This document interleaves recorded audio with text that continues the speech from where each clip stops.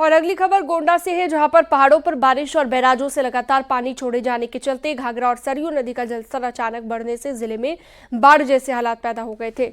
जिले की 2 तहसीलों में बाढ़ की स्थिति है और अभी तक तमाम गांवों का संपर्क मार्ग कटा हुआ है।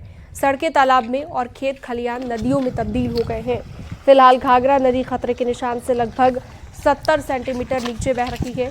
शारदा, गिरिजा और सरयू बैराज से लगभग 2 लाख क्यूसेक पानी छोड़े जाने के चलते नदी के तलहटी इलाकों में पानी भरा हुआ है। ग्रामीणों को आने जाने के लिए नाव का सहारा लेना पड़ रहा है और लोग पलायन को मजबूर है। जिला प्रशासन राहत और बचाव कार्य के साथ नावें चलाने की बात कर रहा है, लेकिन लोगों की परेशानी कम होने का नाम नहीं ले रही।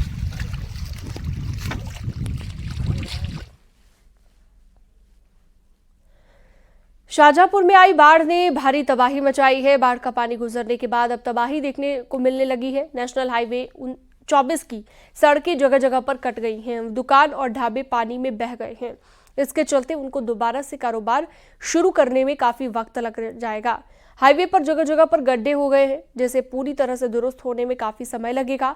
हाईवे की सड़कें कटने से गाड़ियों की आवाजाही रोक दी गई है। तस्वीरों में आप साफ देख सकते हैं कि बाढ़ के पानी ने बरेली मोड़ पर किस तरह तबाही मचाई है।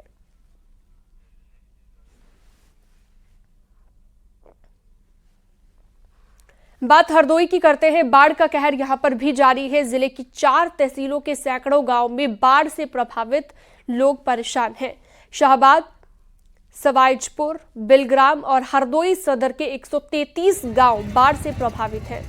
गर्रा नदी का पानी घटने लगा है, लेकिन पानी कम होने के साथ ही कटान शुरू हो गया है।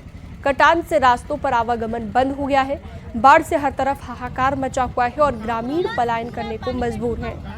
मिर्कापुर और मानीमऊ की रोड पानी में बह गई। लोगों के खाने पीने की चीजें बाढ़ में खराब हो गई। जानवरों को भी चारा नहीं मिल पा रहा है।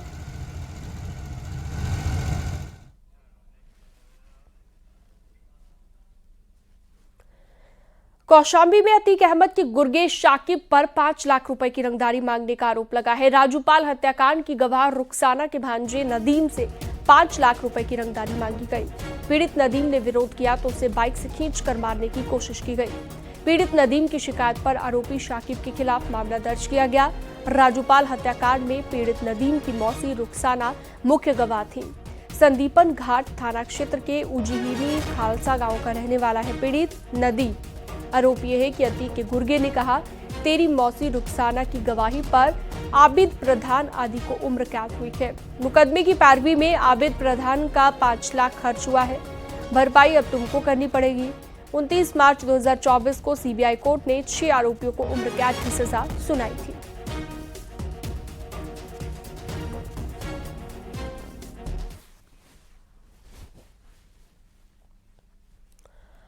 प्रयागराज के सरकारी स्कूल में टीचर्स की लापरवाही का एक मामला सामने आया। मेजा में प्राथमिक विद्यालय लोहरा में टीचर्स की लापरवाही के चलते एक 4 साल का बच्चा शिवांश पाल घंटों तक स्कूल में ही बंद रहा।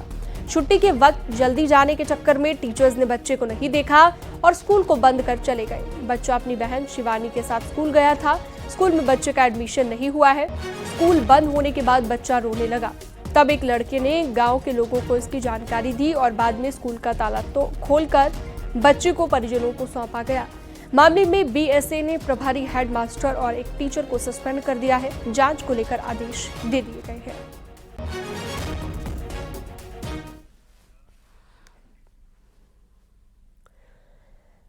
झांसी में 12वीं की छात्रा ने फांसी लगाकर अपनी जान दे दी। बताया जा रहा है कि छात्रा पेट दर्द की बीमारी से परेशान थी। मामला गुरसराय थाना क्षेत्र के रेंग चौराहे का है। छात्रा अपने चाचा चाची के साथ गुरसराय में किराए के मकान में रहकर पढ़ाई कर रही थी। कोचिंग से आने के बाद उसने दुपट्टे से फांसी का फंदा बनाकर अपनी जान दे दी। कारण कुछ नहीं था, वो तो पेट में दर्द होता था और कोचिंग से आई पढ़ते ही छोड़ गया। खत्म। क्या कर लिया उसने? दुपट्टे से फांसी लगा दी। खत्म हो गई है। पुलिस आई थी मौके पे? आई।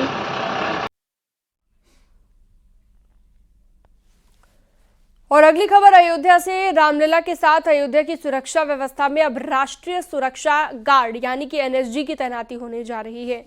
एनएसजी की एक टुकड़ी 17 जुलाई को अयोध्या पहुंच रही है। राम जन्मभूमि के साथ अयोध्या के आसपास की सुरक्षा व्यवस्था की कमान संभालेंगी।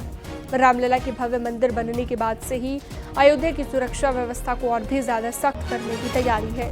अयोध्या में 3500 से ज्यादा सीसीटीवी लगाए गए हैं। इसके अलावा येलो जोन और नया घाट क्षेत्र में कंट्रोल रूम बनाया गया है। अभी एक एनएसजी की टीम मालूम हुआ है 17 तारीख को आने वाली है।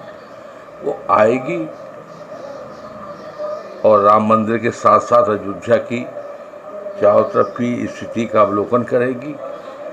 उसके बाद में सुरक्षा व्यवस्था की यहाँ पर जो वर्तमान स्थिति है उसकी समीक्षा करेगी। उसके बाद में फिर अपनी रिपोर्ट देगी। फिर क्योंकि केंद्र सरकार की एजेंसी है वो तय करेगी कि आगे सुरक्षा व्यवस्था का कोई अगर सुधार की ज़रूरत है या एनएसजी की ज़रूरत है तो उसके बारे में केंद्र सरकार निर्णय लेगी। भगवान रामलला के नगरी की सुरक्षा और भी सख्त होने जा रही है। भगवान राम की नगरी में अब एनएसजी कमांडो की तैनाती की जाएगी और सूत्रों की माने तो 17 तारीख को एनएसजी कमांडो की एक यूनिट अयोध्या पहुंच रही है, जो रामलला के साथ साथ अयोध्या के आसपास की सुरक्षा का जायजा लेगी। उसके बाद समीक्षा होगी और समीक्षा के बाद बाकायदा एक रिपोर्ट तैयार करके केंद्र सरकार को दी जाएगी। जाहिर सी बात है कि अयोध्या में रामलला के मंदिर बनने के बाद से ही अंतर्राष्ट्रीय स्तर पर चर्चा में है और ऐसे में अयोध्या की सुरक्षा को लेकर व्यवस्थाएं और भी चाक चौबंद कर दी गई हैं। फिलहाल अयोध्या की सुरक्षा में आरपीएफ, सीआरपीएफ और इसके साथ पीएससी के साथ साथ उत्तर प्रदेश पुलिस और उत्तर प्रदेश के नवगठित सुरक्षा दस्ता एसएसएफ की तैनाती है। अब रामनगरी की सुरक्षा एनएसजी के हाथ में होगी। ऐसे में संतों से लेकर श्रद्धालुओं तक उत्साह भी है कि अयोध्या की सुरक्षा भी सख्त होगी और यहाँ सहूलियतें भी मिलेंगी। अयोध्या से न्यूज़ 18 के लिए निमिष गोस्वामी।